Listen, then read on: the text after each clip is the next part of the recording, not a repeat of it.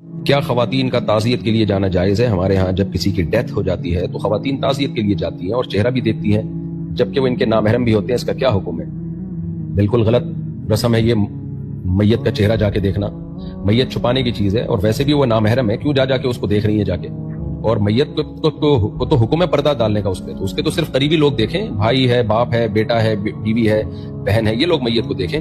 پوری محلے کی عورتیں جا کے میت کو دیکھ رہی ہوتی ہیں، بہت ہی غلط رسم ہے، اس کو رسم کو ترک کرنا واجب ہے۔ باقی تعزیت کے لیے جانا ٹھیک ہے، کوئی جو ریلیٹو خواتین ہوتی ہیں وہ کسی مرحومہ کو جا کے مرحومہ کہہ رہا ہوں، کسی کے شوہر کا انتقال ہو گیا یا بھائی کا انتقال ہو گیا، تو ایسی عورت کو جا کے تسلی کے جملے بول سکتی ہیں، تسلی دے سکتی ہیں۔ لیکن جو نامحرم میت ہے اس کی جو رونمائی کی رسم ہوتی ہے یہ بہت غلط ہے، شریعت کے مزاج کے بالکل خلاف ہے، اس کو ترک کرنا لازم ہے۔ نماز میں دل نہیں لگتا، کیا کریں؟ کوئی بات نہیں، نماز میں دل نہ لگے تو بھی نماز پڑھیں۔ غلام کا کام کیا ہوتا ہے؟ اطاعت کرنا۔ آپ نے اپنے نوکر کو، اپنے غلام کو کہا کہ جاؤ بازار سے میرے لیے 6 انڈے لے کر آؤ، وہ کہتے ہیں میرا دل نہیں لگ رہا، میں کیا کروں؟ آپ کہو گے یہ میرا ہیڈک نہیں ہے، دل نہیں لگ رہا یا لگ رہا ہے، مجھے تو جو کام میں نے تمہیں دیا ہے وہ پورا کرو۔ تو وہ اگر آپ کا کام پورا کرے گا، بازار سے 6 انڈے جا کے لے آئے گا، جو کام آپ کہہ رہے ہیں کرے گا، تو پوری تنخواہ اس کو دیں گے۔ تو اسی طرح اگر نماز، اللہ نے ہمیں حکم دیا نماز پڑھو اور کوشش کرو دل لگانے کی۔ دل لگنا فرض نہیں ہے، اللہ نے یہ نہیں کہا دل نہیں لگے گا تو نماز قبول نہیں کروں گا، اللہ نے کہا ڈیوٹی پوری کرو، تو آپ ڈیوٹی پوری کریں، تو جو اللہ نے نماز پہ برکتوں کے وعدے کیے ہیں اور اجر کا وعدہ کیا وہ مل جائے گا۔ اور اگر یہ سوچ کے کہ دل نہیں لگ رہا نماز چھوڑنا شروع کر دی تو پھر بہت بڑے کبیرہ گناہ کے آپ مرتکب ہو جائیں گے۔ دل لگنا اپنے اختیار میں نہیں ہے، دل لگانے کی کوشش کرنا اپنے اختیار میں ہے۔ تو آپ کوشش کریں کہ نماز کی طرف دھیان رہے، لگ جائے ٹھیک ہے، نہیں لگے تو بھی ٹھیک ہے۔ مفتی صاحب میری بہت ساری نمازیں قضا ہیں، وہ کسی طریقے سے معاف نہیں ہو سکتی، کیا بغیر پڑھے؟ نہیں، دین اللہ حق ان یقضى، اللہ کا دین جو ہے، اللہ کا قرضہ، وہ زیادہ اس بات کے لائق ہے کہ اس کو چکایا جائے۔ تو دیکھیں آپ نے کروڑوں روپے کسی کے کھا کے ہڑپ کر گئے ہوتے تو وہ نہیں معاف ہوتا، بلکہ اس میں تو آپ کو فوراً دینا ہوتا ہے۔ اللہ کا قرضہ جو نماز آپ کے ذمہ ہے اس میں تو اللہ نے آسانی رکھی ہے، بھائی آسانی سے جتنی پڑھ سکتے ہو پڑھ لو۔ اس لیے علماء کہتے ہیں کم سے کم ایک دن میں 1 دن کی نمازیں قضا کر لے، یعنی 5 فرض نمازیں پڑھ لے، صرف فرائض، اس میں سنت موقدہ نہیں، اور وتر بھی پڑھ لے ساتھ میں، ہر نماز کے ساتھ 1 نماز پڑھ لے، اس میں کون سی پریشانی کی بات ہے؟ تو اس لیے اس طرح سے آپ نمازیں پڑھیں۔ ہاں حرج جب ہوتا ہے جب آپ سے کہا جاتا کہ ساری زندگی کی نمازیں ایک ہی دن میں کمپلیٹ کرنی ہے یا 1 مہینے میں کمپلیٹ کرنی ہے، تو فجر کے ساتھ فجر پڑھ لیں، ظہر کے ساتھ ظہر پڑھ لیں، عصر کے ساتھ عصر پڑھ لیں، مغرب کے ساتھ مغرب پڑھ لیں، عشاء کے ساتھ عشاء پڑھ لیں، وتر کے ساتھ وتر پڑھ لیں۔ اور یہ نہیں ہو سکتا ایک ہی دن میں ٹائم نکال کے ساری نمازیں ایک دن کی ایک ٹائم پہ پڑھ لیں، جس طرح سوٹیبل ہو اس طرح آپ پڑھ لیں، لیکن یہ معاف نہیں ہوتی۔ اس کے معاف ہونے کی ہمارے پاس قرآن و سنت میں کوئی دلیل نہیں ہے۔ بعض لوگ کہتے ہیں نا قضاء عمری کی دلیل بتاؤ، بھائی قضاء عمری نماز پڑھے بغیر ساقط ہو جاتی ہے، اس کی دلیل بتاؤ۔ اس کی کوئی دلیل نہیں ہے۔ نبی اس کی جب بھی نماز قضا ہوئی ہے، چاہے کسی عذر سے ہوئی ہو، نبی کی تو نماز کسی عذر سے ہی قضا ہوئی نا، آنکھ نہیں کھلی، تو آپ نے ہمیشہ نماز پڑھی ہے، تو یہ بغیر پڑھے معاف نہیں ہوتی نمازیں۔ تو آپ ایک دن میں 1 دن کی پڑھ لیا کریں، جتنی ہو جائیں ٹھیک ہے، جو رہ جائیں گی پھر اگر اللہ نے آپ کو مال دیا ہے تو اس کی فدیہ کی وصیت کر دیں، پھر اللہ سے امید ہے انشاءاللہ اللہ تعالیٰ معاف کر دے گا۔ اور اگر اللہ نے مال نہیں دیا تو پھر اللہ سے امید ہے اللہ وہ بغیر پڑھے ہی معاف کر دے گا، کیونکہ آپ کے ذمہ جو کام تھا آپ نے پورا کر دیا۔ والد کی جیب سے پیسے نکالنا کیا چوری میں شمار ہوگا؟ جی بالکل، والد کی پینٹ سے پیسے نکالنا، چاہے آپ کی اماں نکالیں چاہے آپ نکالیں، چوری میں ہی شمار ہوگا۔ نبی صلی اللہ علیہ وسلم نے جو شوہر کے بنیادی حقوق بتائے ہیں عورت کے لیے، وہ یہ کہ اس کے مال کی محافظ ہو، اور اولاد کے لیے بھی جائز نہیں کہ وہ اباس کی جیب سے بغیر بتائے پیسے نکالے۔ اور یہ چھوٹی چھوٹی چوریاں ہی انسان کو بڑی بڑی چوریوں کی طرف لے کر جاتی ہے اور ڈکیتیاں سکھاتی ہے۔ پھر وہ عورت کے لیے آئی برو بنوانا منع ہے، لیکن اگر چہرے پر کسی اور جگہ بال ہوں تو کیا ان کو ہٹا سکتے ہیں؟ جی ہٹا سکتے ہیں، چہرے پر کسی اور جگہ بال ہوں تو صرف آئی برو کے بال صاف کرنا منع ہے، باقی چہرے کے بال صاف کیے جا سکتے ہیں۔ کیا مذاق میں 3 دفعہ طلاق کہنے سے طلاق ہو جاتی ہے؟ جی ہاں، مذاق میں بھی 3 دفعہ طلاق کہنے سے طلاق ہو جاتی ہے۔ نبی صلی اللہ علیہ وسلم نے فرمایا ثلاث جدہن جد وہزلہن جد، 3 چیزیں ایسی ہیں جن کا مذاق بھی حقیقت ہے اور حقیقت بھی حقیقت ہے۔ ان 3 چیزوں میں آپ صلی اللہ علیہ وسلم نے طلاق کو بھی کاؤنٹ کیا ہے۔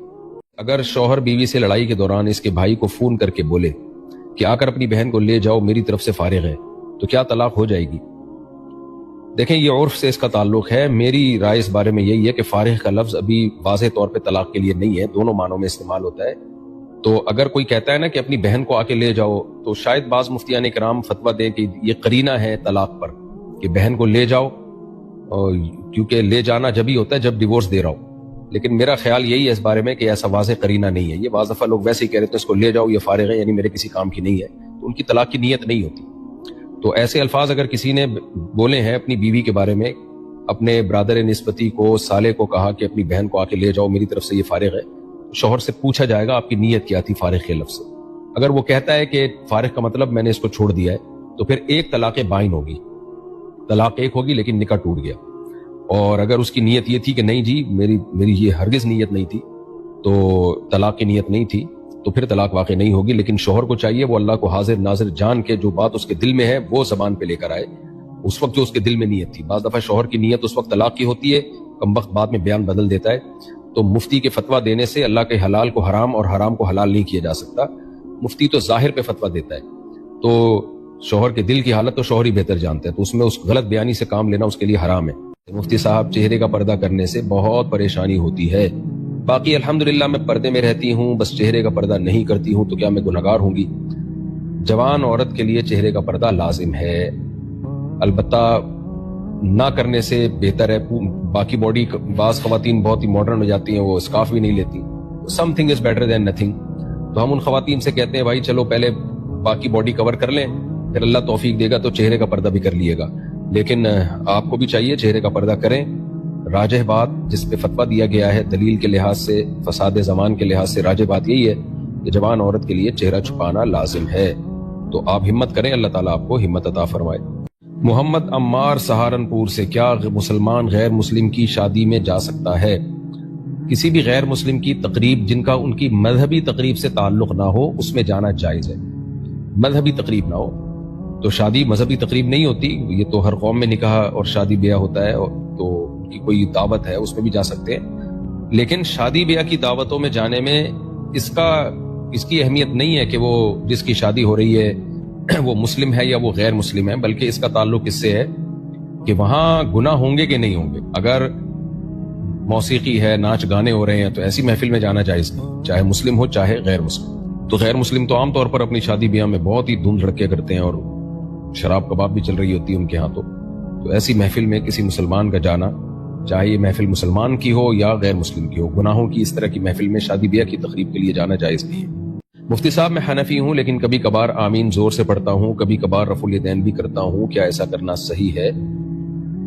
امام ابو حنیفہ اور ان کے دونوں ساتھی اور اہل کوفہ ابراہیم نخعی رحمہ اللہ تعالی، سفیان ثوری جیسے محدثین، جرح و تعدیل کے ائمہ، وکیع بن جراح، یہ بڑے بڑے ائمہ گزرے ہیں، اور عبداللہ بن مسعود اور حضرت علی رضی اللہ تعالیٰ عنہ کے جو اصحاب تھے ان کے بارے میں یہ ثابت ہے کہ وہ رفع الیدین کے بغیر نماز پڑھا کرتے تھے، اصحاب کوفہ بھی اور اہل مدینہ بھی.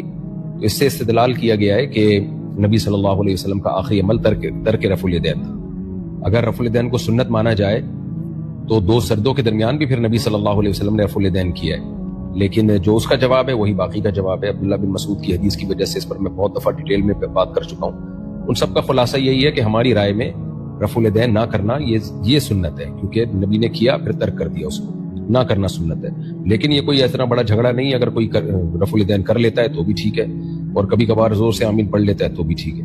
جو نبی سے زور سے آمین ثابت ہے وہ تعلیم کے لیے، تاکہ پتہ چلے کہ بھئی یہاں پر آمین کہا جا رہا ہے. کیونکہ نبی صلی اللہ علیہ وسلم بعض دفعہ جہرن تلاوت بھی، زور سے تلاوت بھی ظہر میں کیا کرتے تھے، تاکہ بتانے کے لیے کہ یہ بھی یعنی میں پڑھ کیا رہا ہوں. تو تعلیم کے لیے نبی نے بعض دفعہ زور سے بعض اعمال کیے ہیں، اصل میں ان میں آہستہ کرنا سنت ہے. تو آمین میں بھی ادعوا ربکم تضرعا وخفیہ، اللہ نے فرمایا کہ اپنے رب کو خفیۃً پکارو. تو آمین بھی دعا ہے اور دیگر احادیث بھی ہیں. لیکن یہ کوئی حلال و حرام کا مسئلہ نہیں ہے. نبی نے بھی کبھی زور سے آمین کہہ دی تو آپ بھی کہتے ہیں کبھی کبھار، کبھی رفع الیدین کر لے، کوئی حرج نہیں اس میں.